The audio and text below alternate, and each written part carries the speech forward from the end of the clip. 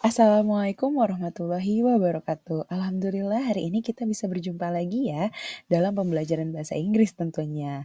Temanya masih sama, about me, introduce oneself, and other people. Describing people. Jadi kita akan mendeskripsikan orang lain tentunya.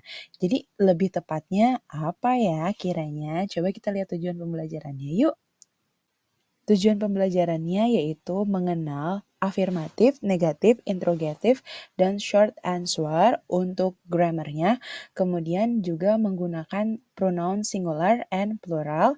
Kemudian introduce the structures of descriptive text. Jadi kita akan belajar mengenal descriptive text secara structure dan itu juga sudah dijelaskan di pembelajaran yang sebelumnya. Kemudian identify characters dan read text for specific information. Begitu teman-teman, sudah siap mengikuti pembelajaran? Describing people itu apa sih teman-teman? Coba deh teman-teman perhatikan gambar yang satu dan gambar yang lainnya di sini. Ada perbedaannya nggak sih teman-teman? Gambar yang di sebelah sini misalnya rambutnya curly atau agak keriting atau ikal. But on the other side, di sebelah sini rambutnya lurus, tapi dia menggunakan apa? A hat, topi, blue hat. Topinya warna biru. Kemudian kalau yang sebelah sini hidungnya agak pointed atau mancung. Tapi kalau yang di sini agak pesek. Warna kulitnya yang di sebelah sini agak sawo matang nih. Kalau yang di sebelah sini agak gelap atau dark. Kayak gitu ya. Nah, kita akan membandingkan atau menggambarkan satu hal dengan sangat signifikan sehingga orang lain bisa menggambarkan tanpa melihat gambarnya atau tanpa melihat orangnya. Nah, itu yang disebut dengan describing people.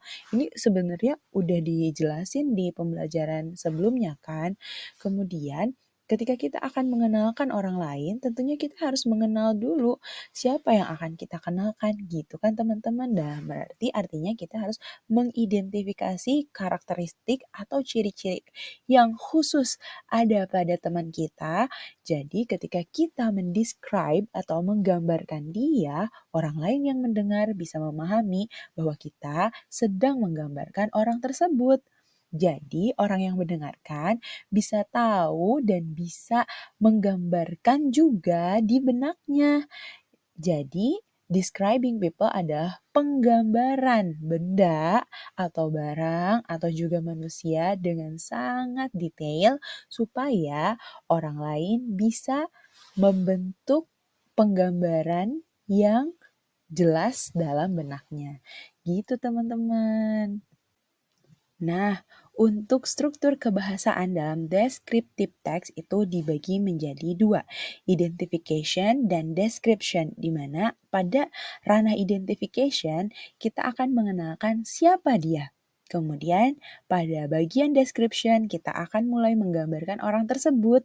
Misalnya, I have a friend. My friend name is Aldo. Aku punya temen nih namanya Aldo.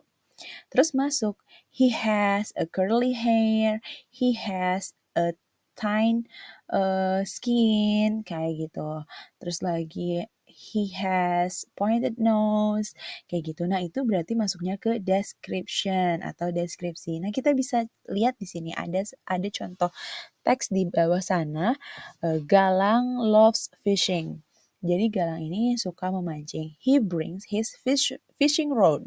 Dia membawa kail pancingnya, a bucket, sebuah ember, and a fishing net, dan jaring ikan. Nah, di sana kita tahu bahwa identification-nya adalah Galang love fishing, di mana Galang itu suka atau sangat mengagumi ya, mencintai kegiatan memancing gitu. Artinya dia hobi lah di situ. Kemudian barulah masuk ke description atau deskripsi. Benda-benda apa aja yang biasanya Galang pakai atau bawa untuk memancing gitu kan. Nah, itu masuk ke description atau deskripsi. Kemudian di dalam descriptive text itu ada pronoun yang singular dan plural. Singular itu artinya satu. Jadi kalau kita ngobrolin orang, itu cuma satu. Orang pertama kita, yang kita ajak ngobrol orang kedua, kemudian singular berikutnya adalah orang ketiganya. Kalau I berarti bisa berubah menjadi my, you bisa berubah menjadi your, he bisa berubah menjadi his, she bisa berubah menjadi her, dan it masih tetap menjadi it, teman-teman. Kemudian untuk plural, singular itu satu atau tunggal. Kalau plural itu lebih dari satu, berarti bisa dua sampai seterusnya. Nah itu ada dua, ada their, ada where.